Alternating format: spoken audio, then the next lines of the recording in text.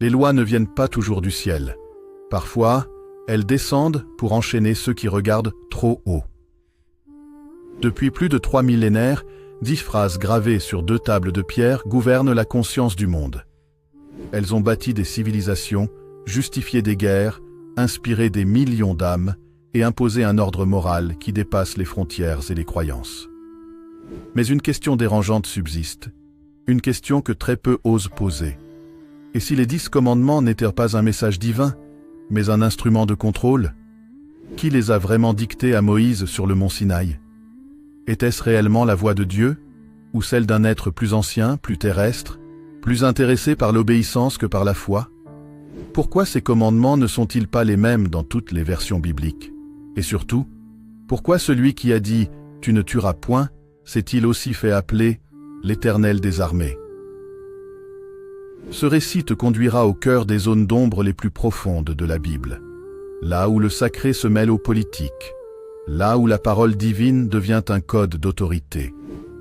Nous explorerons les origines cachées des commandements, les influences égyptiennes et sumériennes, les traductions altérées et les vérités que l'on préfère taire. Alors, installe-toi. Ce que tu vas entendre pourrait bouleverser tout ce que tu pensais savoir sur la foi, sur la loi et sur Dieu lui-même.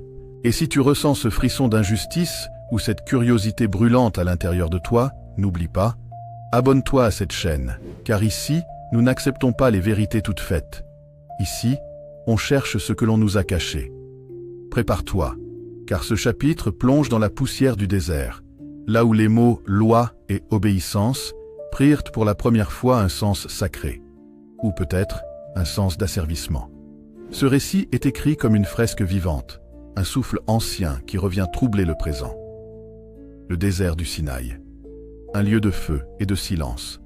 Le ciel y brûle comme un métal chauffé à blanc, et la terre, craquelée, semble attendre une révélation depuis des millénaires. C'est ici, selon la Bible, qu'un homme s'avance seul vers une montagne interdite, un sommet où les nuées se tordent comme des serpents de fumée, où la voix du tonnerre répond à la voix d'un seul homme. Moïse. Le peuple, en bas, tremble. Ils n'ont pas le droit d'approcher. Ils entendent seulement ce grondement venu du sommet, une voix que personne n'a jamais entendue, et qu'aucun n'oubliera. Un éclair fend le ciel. Et dans ce cri de lumière, les tables de pierre apparaissent, gravées, dit-on, par le doigt de Dieu.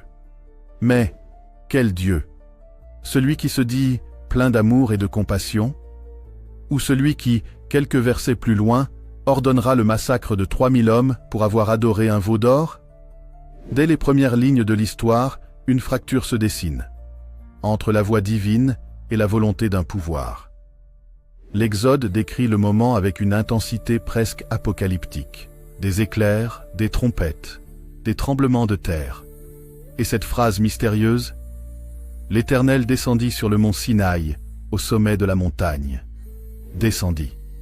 Pas apparu. Pas parla depuis le ciel. Non, descendit.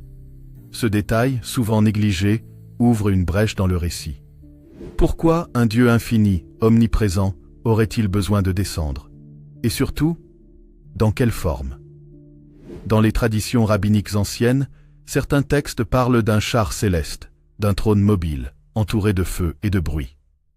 Le prophète Ézéchiel décrira plus tard une vision semblable, un engin lumineux, semblable à un métal étincelant, entouré de roues, de flammes et de créatures mi-humaines, mi-divines. Certains y verront un symbole mystique, d'autres une technologie incomprise.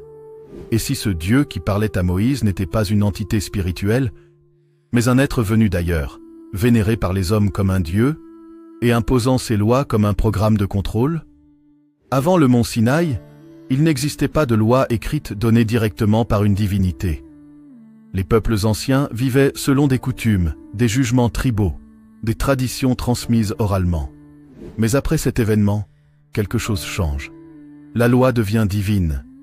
Elle n'est plus discutée, elle s'impose. Tu ne feras point ceci. Tu ne diras point cela. Tu ne désireras point. Ce ton impératif, autoritaire, marque une rupture totale avec les croyances précédentes, notamment celle d'Égypte, d'où sortaient les Hébreux. Là-bas, Les lois du défunt pharaon étaient certes sévères, mais elles s'inscrivaient dans l'équilibre cosmique du mat. Vérité, justice, harmonie. Ici, sur le Sinaï, la loi prend un ton de domination. On ne cherche pas à équilibrer l'homme, on cherche à le soumettre. Car celui qui contrôle la loi, contrôle la morale. Et celui qui contrôle la morale, contrôle les âmes. Ce que peu savent, c'est que les 10 commandements ne furent pas les premières lois de ce genre. Des siècles avant Moïse, en Mésopotamie, le roi Hammurabi faisait déjà graver sur une stèle de basalte noir un ensemble de règles. Le Code d'Hammurabi, l'un des plus anciens du monde. Et sur cette stèle, on y voit le roi recevant la loi divine d'un dieu assis sur un trône flamboyant. Shamash, dieu du soleil et de la justice. Là encore, un être lumineux remet la loi à un homme choisi. Là encore, la pierre devient l'instrument du pouvoir. Et là encore, la légitimité vient d'en haut. Mais voici ce qui trouble les chercheurs. Plusieurs des commandements mosaïques ressemblent étrangement à certaines lois mésopotamiennes ou égyptiennes. Par exemple, « Tu ne tueras point » se retrouve dans les maximes égyptiennes du sage Ptahhotep. « Tu ne voleras point » existait déjà dans le code sumérien d'Ur-Nammu, des siècles avant Moïse. « Tu ne porteras point de faux témoignages » apparaît mot pour mot dans les tablettes babyloniennes. Alors, la question devient vertigineuse. Les commandements sont-ils une révélation divine ou la reformulation politique d'anciennes lois humaines présentées comme sacrées pour renforcer le contrôle d'un peuple en fuite? Moïse descend de la montagne, les tables à la main, le visage rayonnant. Mais ce rayonnement a toujours intrigué les traducteurs. Dans le texte hébreu original, le mot employé, karan, peut signifier rayonner ou avoir des cornes. Ainsi, Michel-Ange sculpta plus tard Moïse avec 2 cornes, convaincu que le texte parlait d'une transformation physique étrange. Serait-ce une erreur linguistique ou le signe d'une rencontre d'un autre genre? Moïse n'est plus tout à fait un homme. Il parle avec autorité. Il ne supplie plus Dieu, il ordonne en son nom. Et le peuple terrifié se prosterne. Mais ce peuple choisi, n'est-il pas aussi un peuple brisé? Chaque fois qu'il doute, chaque fois qu'il questionne, la punition divine tombe. Feu, peste, serpent brûlant. Et Moïse, désormais, exécute sans hésiter. Le message est clair. La foi se mesure à l'obéissance. Ce n'est plus une alliance, c'est un pacte de domination. Pourquoi Dieu aurait-il eu besoin d'écrire sa loi sur la pierre? Parce qu'elle dure ou parce qu'elle fige? Une loi gravée dans la pierre devient immuable, incontestable. Elle ne s'adapte plus, elle enchaîne.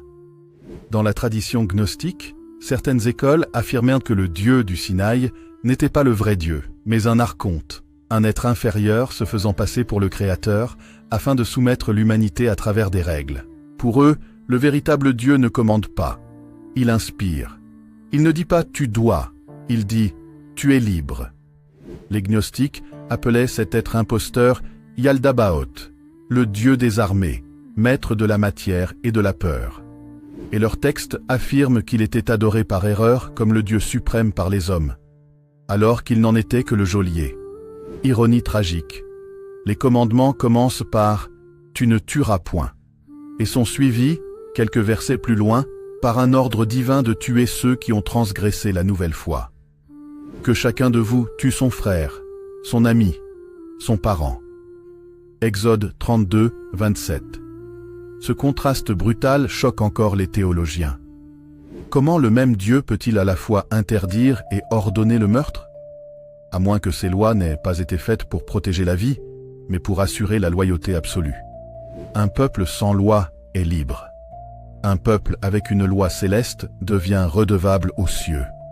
Et celui qui interprète cette loi devient le médiateur entre Dieu et l'homme. Autrement dit, le pouvoir terrestre prend la forme du sacré. On oublie souvent que Moïse brisa les premières tables. Oui, brisa. Celles que Dieu lui avait données de sa propre main. Pourquoi un prophète détruirait-il le plus grand cadeau divin jamais offert? Parce qu'il vit son peuple adorer un veau d'or? Ou parce qu'il comprit que ces lois ne venaient peut-être pas du Dieu qu'il croyait servir? Selon certaines traditions kabbalistiques, les premières tables étaient d'une lumière surnaturelle, un matériau inconnu, indestructible. Les secondes, que Moïse grava lui-même sur ordre de Dieu, furent de simples pierres. Autrement dit, les secondes n'étaient qu'une copie. Mais si Dieu est parfait, pourquoi aurait-il laissé briser son œuvre? Pourquoi ne pas l'avoir restaurée lui-même?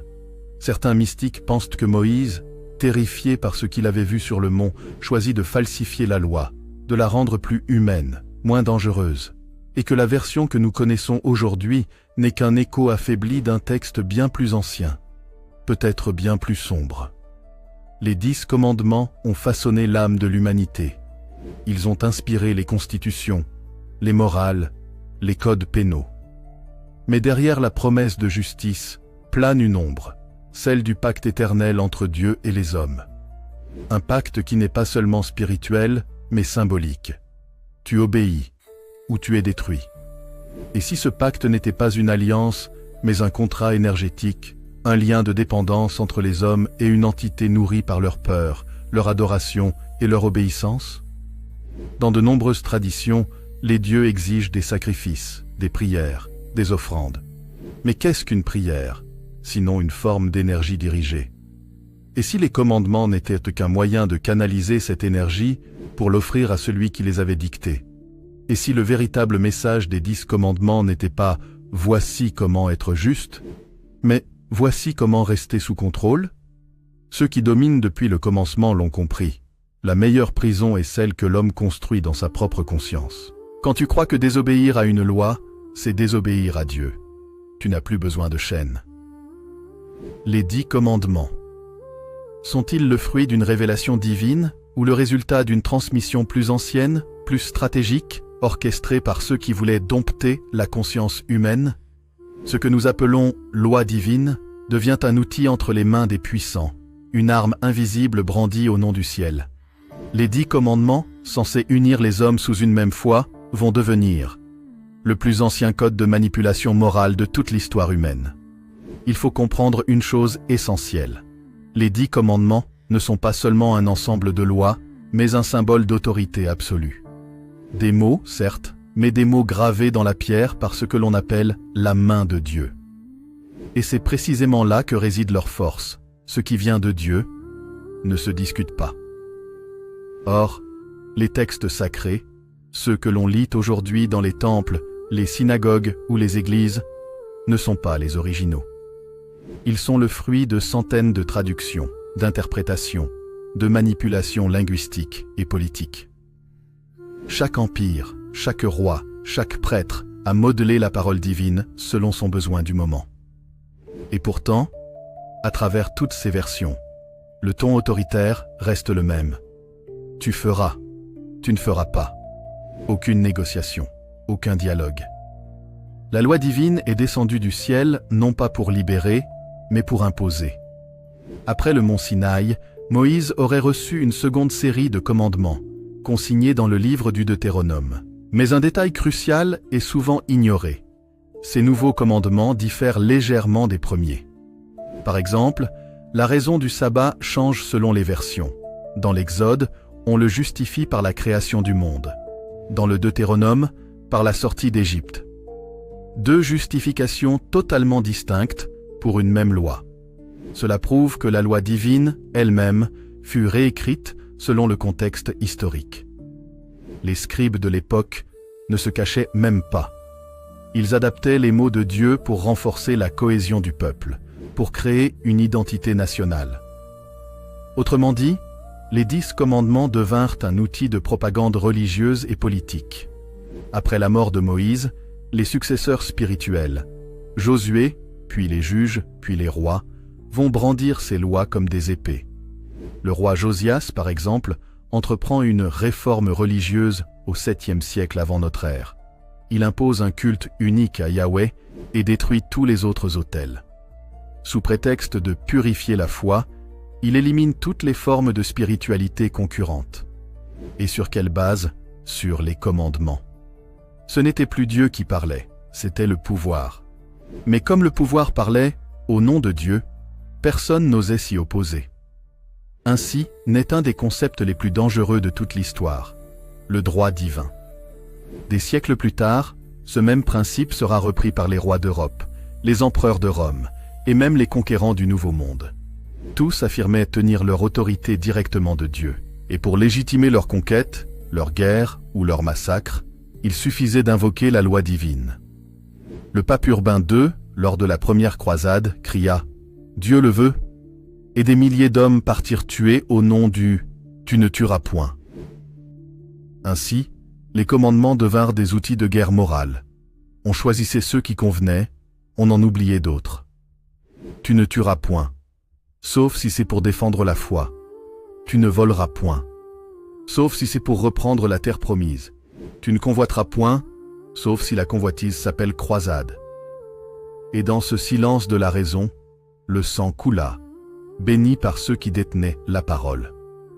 Ce que peu de croyants savent, c'est qu'il existe plusieurs versions des 10 commandements. Celle du judaïsme, dans l'Exode et le Deutéronome, celle du catholicisme, celle du protestantisme, celle de l'orthodoxie. Chacune a légèrement modifié la numérotation, les formulations, voire les priorités. Certaines versions suppriment « Tu ne feras point d'image taillée » pour ne pas condamner les statues saintes. D'autres fusionnent « Tu ne convoiteras point la femme de ton prochain » avec « Tu ne convoiteras point les biens de ton prochain ». Résultat, le texte sacré, censé être unique et immuable, est devenu malléable selon les dogmes. Et chaque Église affirme pourtant détenir la version authentique. Mais si la parole de Dieu peut être réécrite, traduite, altérée, n'est-elle plus la parole de Dieu, ou n'est-elle qu'un outil façonné par l'homme pour dominer l'homme? L'histoire biblique, à travers les siècles, a toujours été entre les mains de ceux qui gouvernaient. Les rois d'Israël, les empereurs romains, puis les papes médiévaux, ont compris une chose fondamentale. Le peuple obéit plus facilement à Dieu qu'à un roi. Alors, si le roi parle au nom de Dieu, le peuple obéira à tout.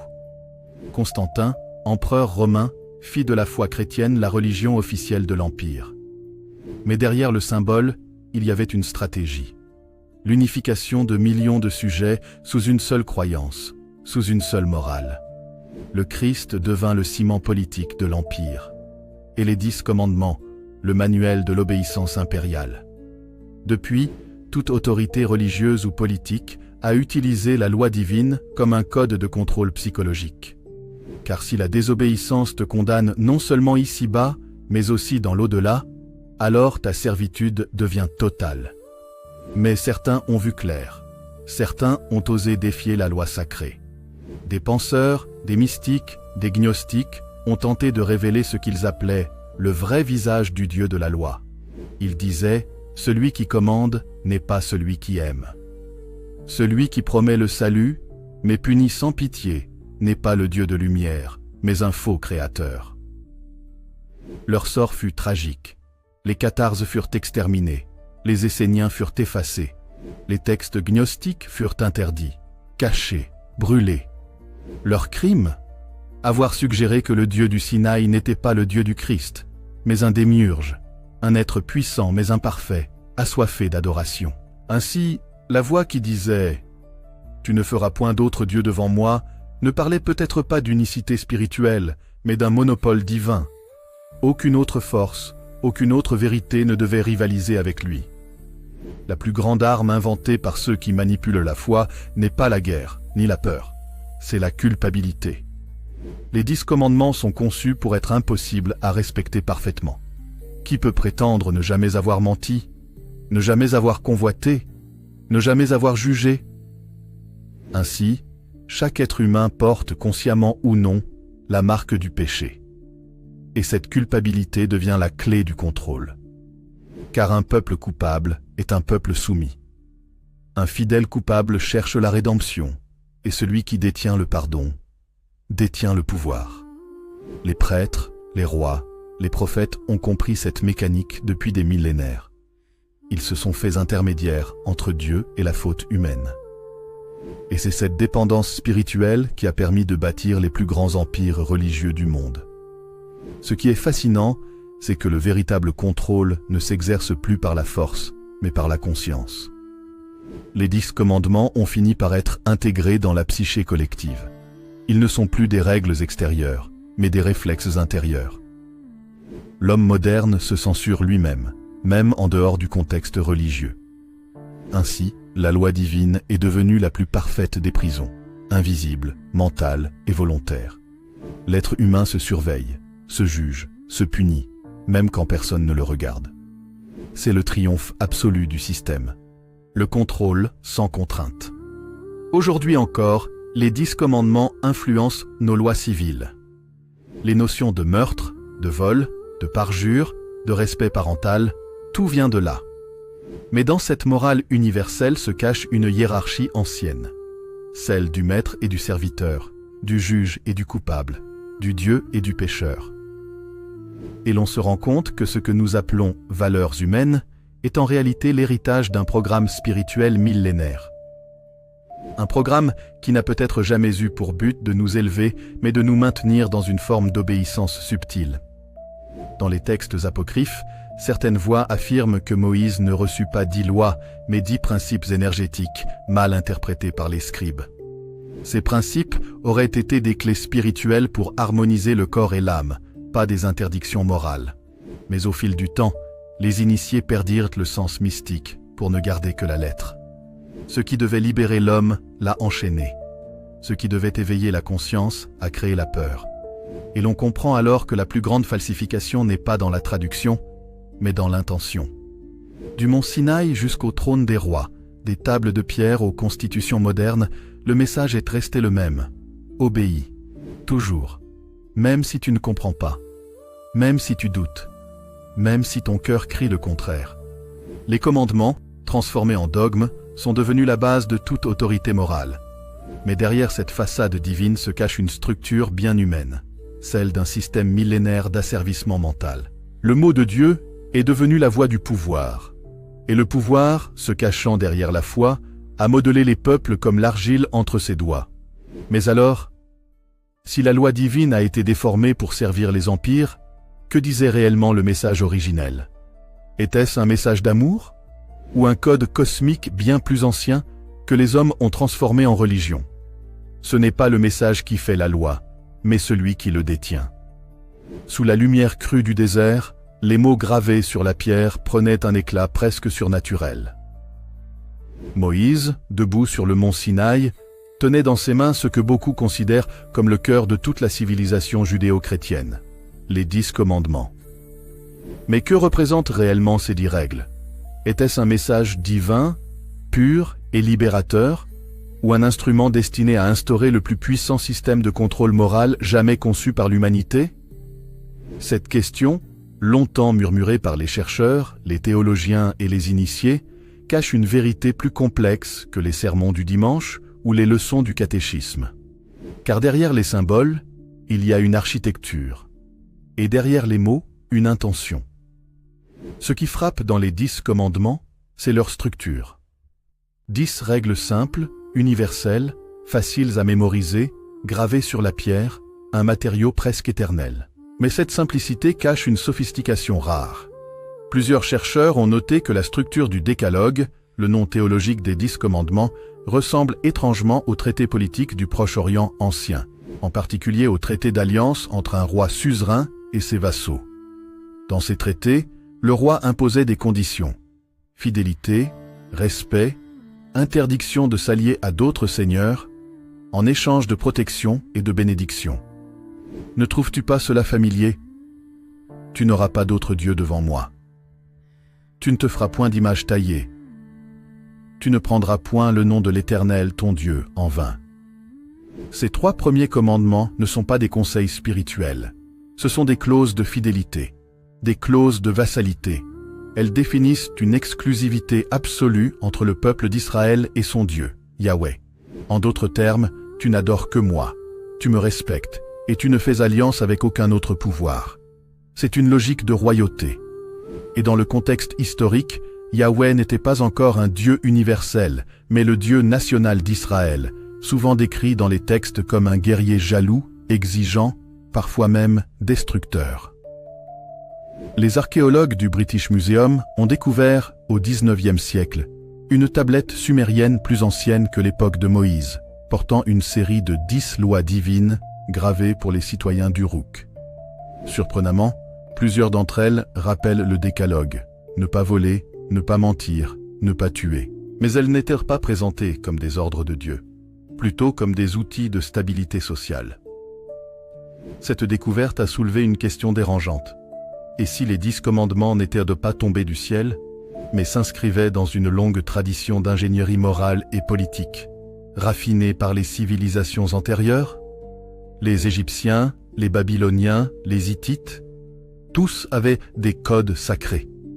Et tous les dirigeants les utilisaient pour unir, mais aussi pour soumettre leur peuple sous un système commun de valeurs et de peurs. Moïse, éduqué dans la cour du Pharaon, connaissait ces modèles. Il savait que pour transformer un groupe d'esclaves en une nation durable, il fallait un ciment. Ce ciment, ce ne serait pas l'or, ni le sang, ni la force, mais la loi, et surtout, une loi qui prétendait venir de Dieu lui-même. La scène du mont Sinaï, décrite dans le livre de l'Exode, a souvent été interprétée de manière mystique. Tonnerre, éclairs, nuages, feu, un spectacle cosmique, presque extraterrestre. Mais certains exégètes modernes, notamment ceux qui explorent la théorie paléocontact, vont plus loin. Ils affirment que ce que Moïse a vécu ressemble davantage à une rencontre technologique qu'à une révélation spirituelle. Selon eux, les tablettes n'étaient peut-être pas de simples pierres, mais des supports de données, des objets d'une technologie avancée, capables de contenir ou de projeter des symboles lumineux. Les psychanalystes modernes, comme Freud, ont observé que les 10 commandements ont façonné le surmoi collectif de l'Occident. Ce surmoi, c'est la voix intérieure qui dit « Tu ne dois pas ». Il est devenu si fort qu'il n'a plus besoin d'église, ni de prêtre pour exister. Même dans les sociétés athées, ces principes persistent, infiltrés dans nos lois, nos mœurs, nos jugements. Ainsi, un texte vieux de plus de 3 millénaires continue d'ordonner nos comportements, même chez ceux qui ne croient plus. Et si c'était là le vrai génie du système? Créer un programme moral si profondément inscrit dans l'esprit humain qu'il n'a plus besoin de religion pour fonctionner. Freud, encore lui, voyait dans le Dieu biblique l'ombre du Père archaïque, l'autorité absolue projetée dans le ciel. L'homme, disait-il, a tué le Père originel, puis, rongé par la culpabilité, l'a ressuscité sous la forme de Dieu pour continuer à se soumettre à lui. Chaque commandement est plus qu'un ordre. C'est une clé qui conditionne la conscience collective à reconnaître l'autorité divine comme supérieure à tout autre. Le sabbat impose un rythme, un contrôle du temps. L'interdiction des images contrôle la perception, l'imagination.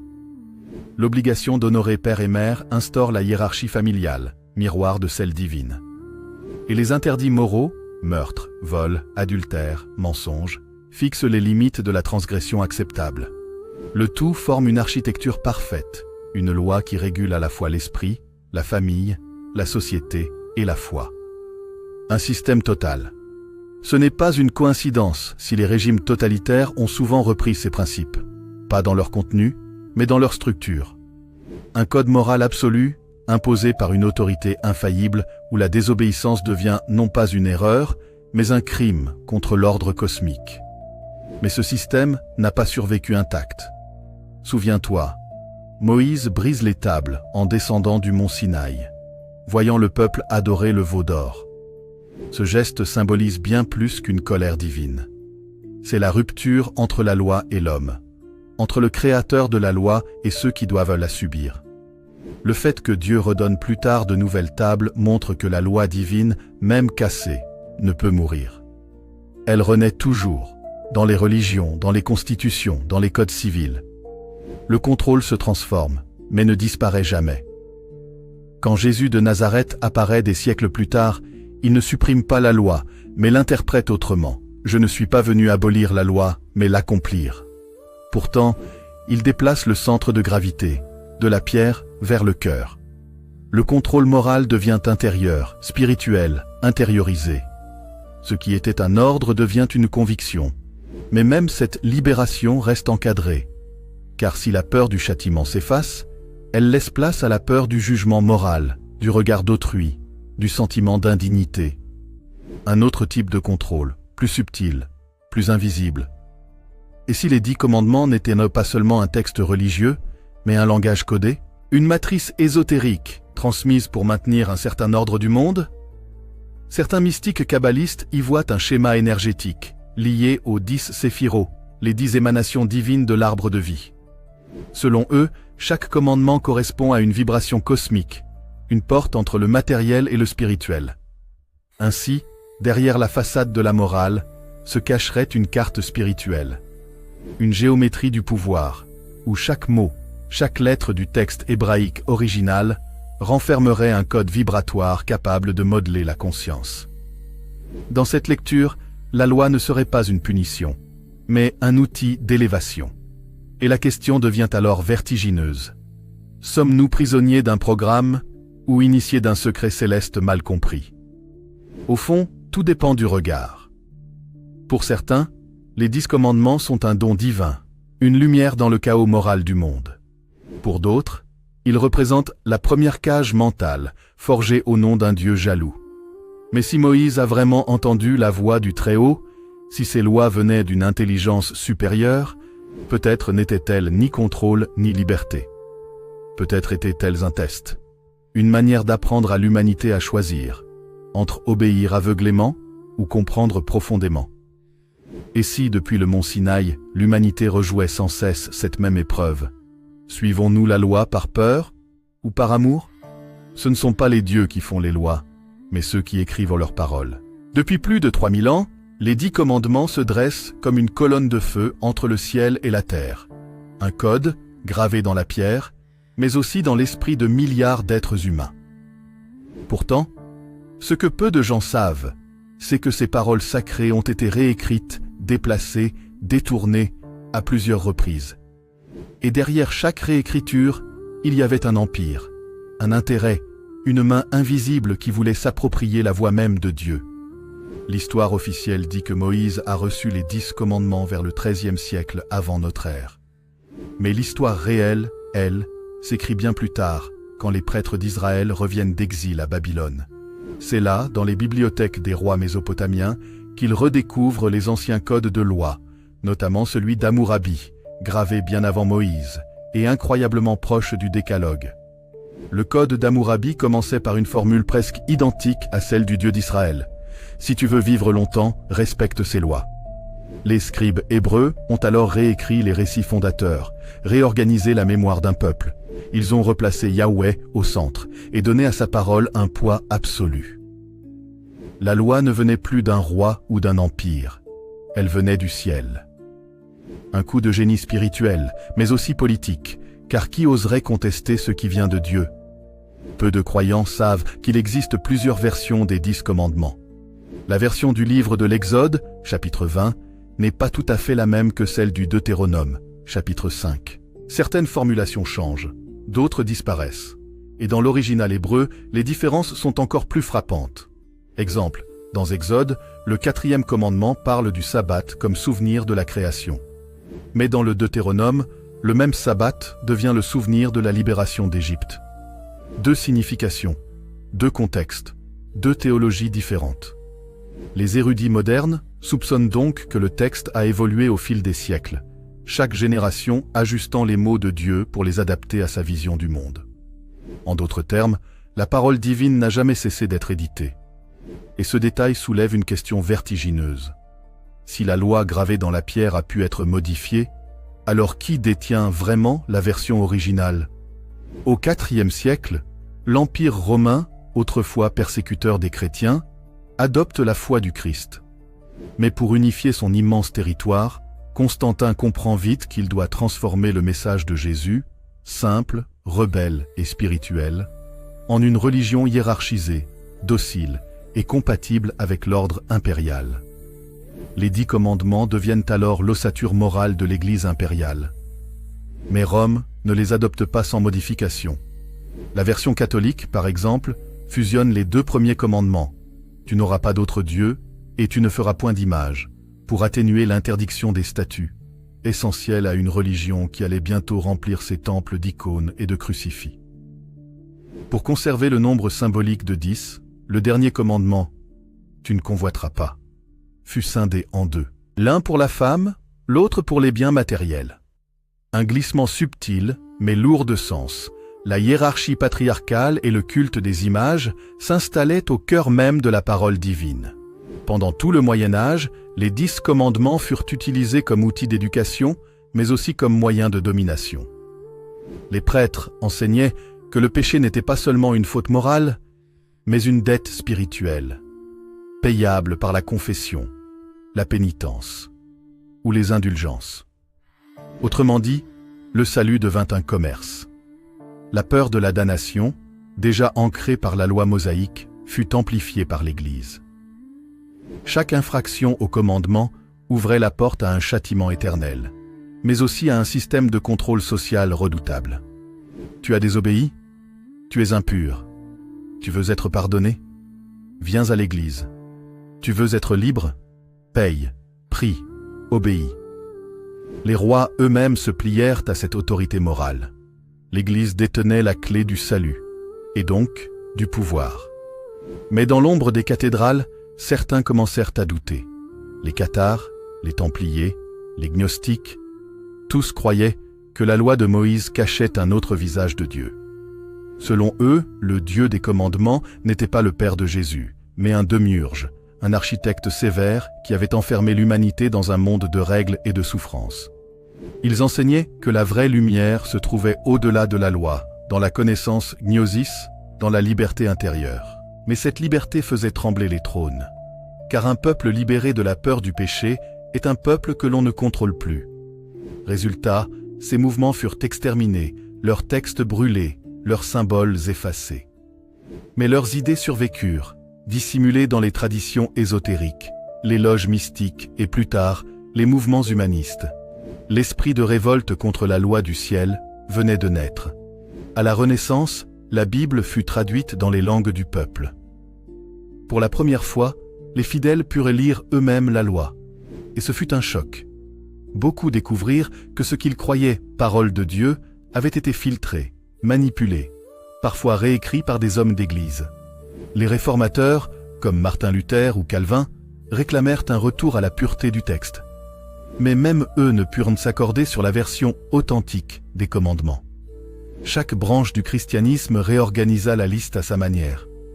Ainsi, le message divin devint un champ de bataille théologique.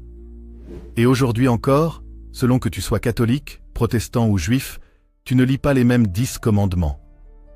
Ironiquement, ce texte né dans le désert a fini par fonder nos institutions modernes. Les constitutions, les codes civils, les lois républicaines reprennent toutes les bases du décalogue, le respect de la vie, de la propriété, de la vérité, de la famille. Même les sociétés laïques ont bâti leur éthique sur ce socle ancien. Mais là encore, le sens a changé. Ce qui était parole de Dieu est devenu valeur universelle.